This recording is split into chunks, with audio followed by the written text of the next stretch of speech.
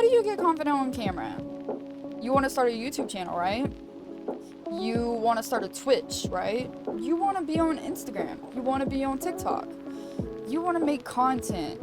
You just want to be in front of the camera and be able to talk to the camera. Congrats. You're doing a lot. Hey guys, welcome back.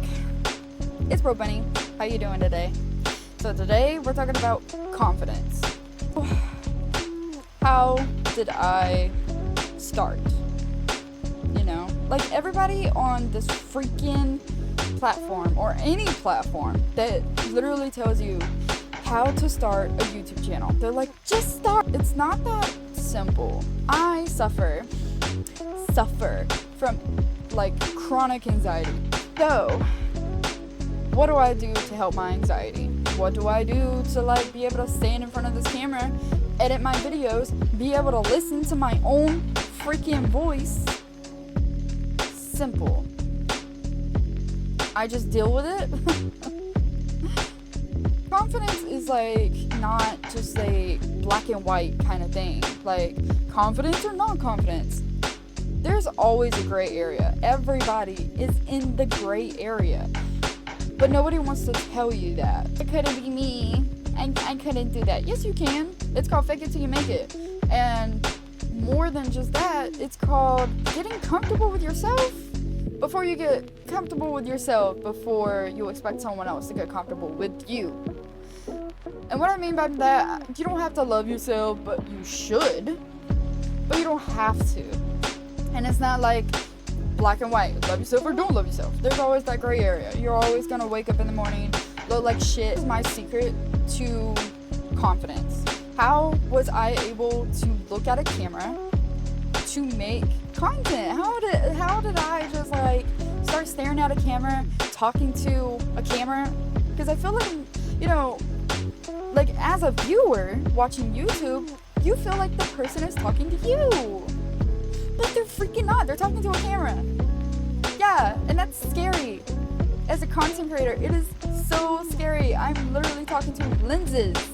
It is giving me anxiety. But I'm still here. I'm still here. And I'm queer. Cut that up. Question. Everybody's wondering, how did you get here? Twitch. Surprisingly, Twitch. It's crazy, right? It's crazy, right? Twitch. And you're like, well, I don't understand. Like, that's still a platform. That's still scary. Yes, it is. But, this is my story. So, about a year ago, yeah, close to a year ago, I started Twitch. And I started with no camera. I just started playing games. I had no microphone or anything like that until about 2 or 3 months after I had already started. And I was streaming to literally nobody. There would be like 1 or 2 people that pop in, say hey, or whatever. And like with no microphone, I couldn't say hey back. I just had to type it in. And of course they left, like they wanted to talk to me. So I was like, okay, let me get a microphone. I got a microphone. But I got this microphone, right? And I started using it. So when I started using it, I was live streaming, I was using the microphone, and like people were talking to me. They would be chatting, and I would read the chat and be like, oh, hi, how you doing? And I would be like, you know, interacting with people, and they would interact back. Eventually, after 3 to close to 6 months, 5-6 months of me streaming with no camera, I got a camera.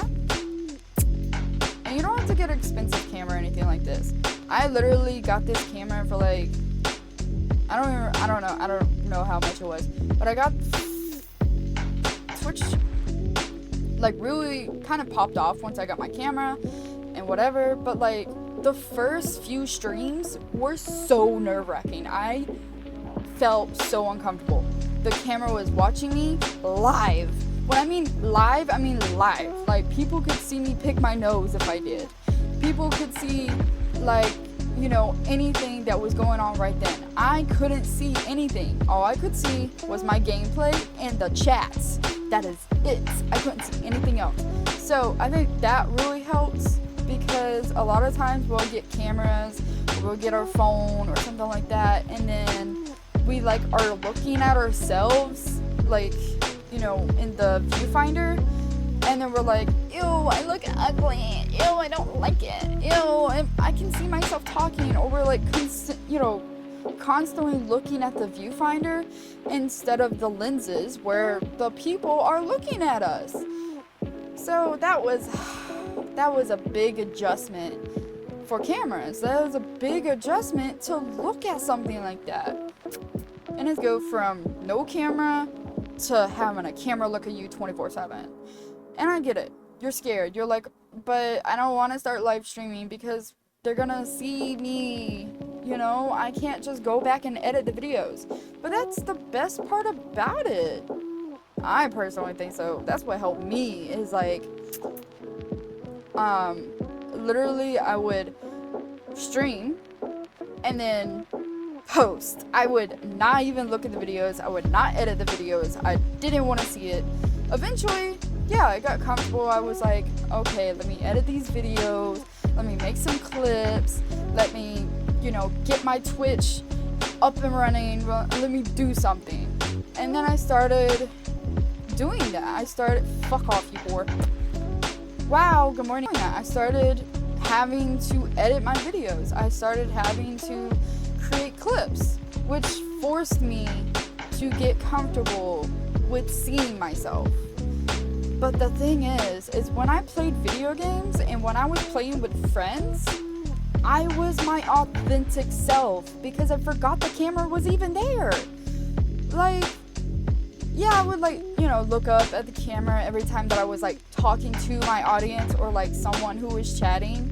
But 9 times out of 10, I was like just looking like somewhat in the direction, like beside my camera or down like a little bit. Like my eyes would be like this and fuck off. And for me to, you know, I would still be talking. I would be my authentic self. I was making jokes. I was comfortable because I forgot the camera was even there. Fuck off. But like when I finally had people chatting or whatever, it was live. So I felt like I was actually talking to these people because I was literally talking to them. So I would stare them in the lenses and talk to them, and they would respond as if they were in front of me. Through chat, they would have to type it out. But like just that in itself made me confident in myself. I had to watch those videos back and I would laugh. I would be like, oh my god, I'm so funny. Oh my god, I'm so funny. Oh my god, I love it. Fuck your whores.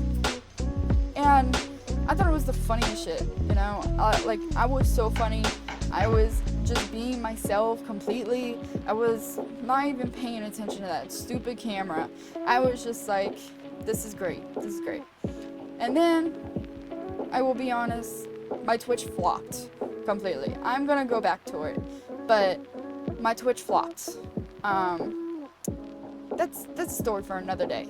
But it just made me more, you know, like I was like, you know, it's okay that it flopped. Because when a door closes, another one opens. That is all. When a door closes, another one's gonna open. And I feel like this is it. Oh, what's the other side? But this is it. YouTube. Like, it's so simple. YouTube. I've been wanting to be a YouTuber for so many years. But it was always that confidence. It was always that anxiety. It was not the equipment. I had some phones that I could have filmed on. I tried to film before and I just kept deleting the videos over and over and over. And I hated the way I sounded. I hated the way I looked. I hated what I was talking about. I hated the way I stuttered. I hated everything about myself. But you know what I don't hate? Anymore? Me! I don't hate me anymore. Yeah, somewhat. A little bit. But that's normal. I mean, we all like are insecure. If you say that you're not, then you're lying. Like, we're all insecure. It's just a human just a regular human emotion, I guess. Insecurities are the things that, like, make us human, and that's okay.